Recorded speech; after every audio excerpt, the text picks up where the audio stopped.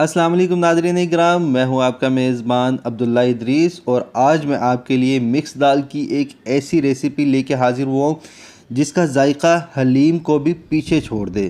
तो आज हम ये मिक्स दाल बनाएंगे ढाबा स्टाइल में, जैसे होटलों में बनाई जाती है, ढाबों में बनाई जाती है, सेम उसी तरीके से हम बनाएंगे ये मिक्स दाल। आप लोग एक दफ़ा ये मिक्स दाल की रेसिपी लाजमी घर पे बनाइएगा। मैं गारंटी देता हूँ कि इसका जायका और इसकी लज्जत आपको बार बार बनाने पे मजबूर कर देगी। तो नाज़रीन इकराम, वीडियो शुरू करने से पहले आप सबसे मेरी रिक्वेस्ट है कि अगर आपको मेरी वीडियोस अच्छी लगती हैं तो इसे लाइक, शेयर और आपके अपने चैनल लाहौरी जायके को सब्सक्राइब करना बिल्कुल भी मत भूलिएगा। तो चलिए नाज़रीन इकराम, शुरू करते हैं अल्लाह का नाम लेके। बिस्मिल्लाहिर्रहमानिर्रहीम। तो सबसे पहले एक बाउल ले लिया जिसमें हम सारी की सारी दालें जो हैं वो मिक्स करेंगे। तो सबसे पहले हमने दाल मूंग ली है बग़ैर छिलके के, उसके बाद हमने दाल मसूर इसमें डाल दी है और फिर हमने दाल चना इसमें ऐड की है और इसके बाद हम इसमें दाल माश डालेंगे, वो भी बग़ैर छिलके के। तो नाज़रीन इकराम, इनकी जो क्वांटिटी है वो 150 ग्राम है। सारी दालें 150 ग्राम ली हैं। यहाँ पे चावल लिए हैं, मैंने इसे अच्छे से साफ़ करके धो लिया, ये भी 150 ग्राम चावल लिए हैं। और इसके साथ हमने लिया है दलिया, गंदम का दलिया लिया है, इसे भी साफ़ करके अच्छे से धो लिया, ये भी 150 ग्राम है। सारी चीज़ें 150 ग्राम हम लेंगे और इन्हें अच्छे से मिक्स करके इसे धो लेंगे। दलिए को हमने अलग से रख दिया है, चूल्हे पे चढ़ा दिया है बॉयल होने के लिए। और ये दाल और चावल जितने भी थे ये सारे एक ही जगह पे हमने धो के और भिगो के रख दिए हैं। तो अब हम क्या करेंगे, इसे तकरीबन आधा घंटा आप लोगों ने भिगो के रखना है। इसके बाद इन सारी दालों को हम पानी समेत प्रेशर कुकर में डाल देंगे और स्पाइसेस ऐड करेंगे, जिसमें सबसे पहले हल्दी जाएगी, नमक टेस्ट के मुताबिक, लाल मिर्च कुटी हुई और लाल मिर्च का पाउडर दोनों हम ऐड करेंगे। धनिया पाउडर हम ऐड करेंगे 1.5 टेबल स्पून इसमें, और गरम मसाला पाउडर हम इसमें 1/2 टेबल स्पून ऐड करेंगे। और उसके बाद हम इसका प्रेशर बंद करके तो इसे चूल्हे पर चढ़ा देंगे ताकि दाल जो है, जितनी भी दालें और चावल हैं वो अच्छे से गल जाएं।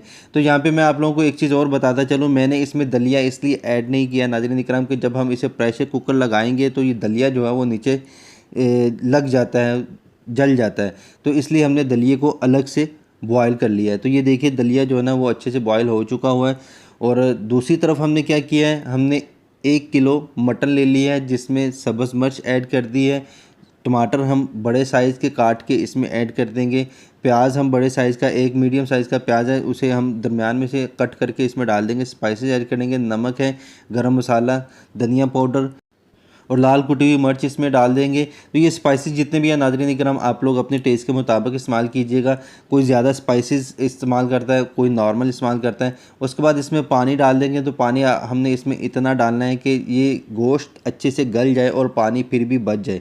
तो यहाँ पे आप लोग देख सकते हैं गोश्त जो है वो अच्छे से गल चुका हुआ है, ये देखिए अल्हम्दुलिल्लाह बहुत ही ज़बरदस्त किस्म का गोश्त जो है वो गल चुका हुआ है। तो अब हम क्या करेंगे, टमाटर जो हमने बड़े साइज़ के इसमें डाल दिए थे, उस टमाटर का जो छिलका है वो हम निकाल लेंगे। एक चिमटे की मदद से हम इस तरीके से वो टमाटर का जो छिलका है वो सारे का सारा निकाल लेंगे। और इसके बाद हम इसी गोश्त का पानी खुश्क करने के लिए चूल्हे का फ्लेम फुल कर देंगे। फुल फ्लेम पे इसे पकाएंगे ताकि इसका पानी जो है वो खुश्क हो जाए। और चम्मच की मदद से, इसी चम्मच की मदद से हम इस तरीके से दबाते जाएंगे ताकि ये गोश्त जो है पहले ही गल चुका हुआ है और मज़ीद इसके रेज़े रेज़े हो जाए, बिल्कुल छोटा छोटा हो जाए। ये देखिए इस तरीके से हम इसे दबा दबा के तो इसका पानी खुश्क कर लेंगे। तो पानी जब खुश्क होगा तो ये बुन जाएगा, इसका ऑयल जो है वो अलग हो जाएगा, सेपरेट हो जाएगा। ये आप लोग देख सकते हैं इसका ऑयल जो है वो सेपरेट हो चुका हुआ है। तो दूसरी तरफ दाल देख लेते हैं नाज़रीन इकराम। जो मिक्स दाल को हमने प्रेशर कुकर में डाल के गला लिया, ये देखिए आप लोग बहुत ही ज़बरदस्त किस्म की ये गल चुकी है। तो अब हम क्या करेंगे, इस दाल को हम एक ब्लेंडर की मदद से अच्छे से ब्लेंड कर लेंगे। तो ये देखिए अल्हम्दुलिल्लाह इस तरीके से हम इस दाल को ब्लेंड कर लेंगे। तो अल्हम्दुलिल्लाह सारी की सारी दाल जो है वो हमने ब्लेंडर की मदद से अच्छे से ब्लेंड कर ली है। तो अब हम क्या करेंगे, ये जो गोश्त हमने बना के तैयार करके साइड पे रख दिया था, इसे हम इसमें डाल देंगे और इसके बाद इसे हम दाल में अच्छे से मिक्स कर देंगे। और यहाँ पे चूल्हे का जो फ्लेम है वो आप लोगों ने नोट कर लेना। चूल्हे का जो फ्लेम है वो आपने बिल्कुल लो रखना है, लो फ्लेम पे इसे पकाना है। तो एक चीज़ मैं यहाँ पे स्किप कर चुका हूँ, वो आपको दिखाना भूल गया। मैंने दलिया जो गला लिया था वो भी दाल के अंदर मिक्स करके मैंने इसे भी ब्लेंड कर लिया है, इसे भी इसके अंदर मिक्स कर लिया है। तो ये देखिए बिल्कुल लो फ्लेम पे इसे पकते हुए तकरीबन 15 से 20 मिनट हो चुके हुए हैं। और ये जो गोश्त के छोटे छोटे ज़र्रे हैं ये भी इसमें अच्छे से मिक्स हो चुके हुए हैं।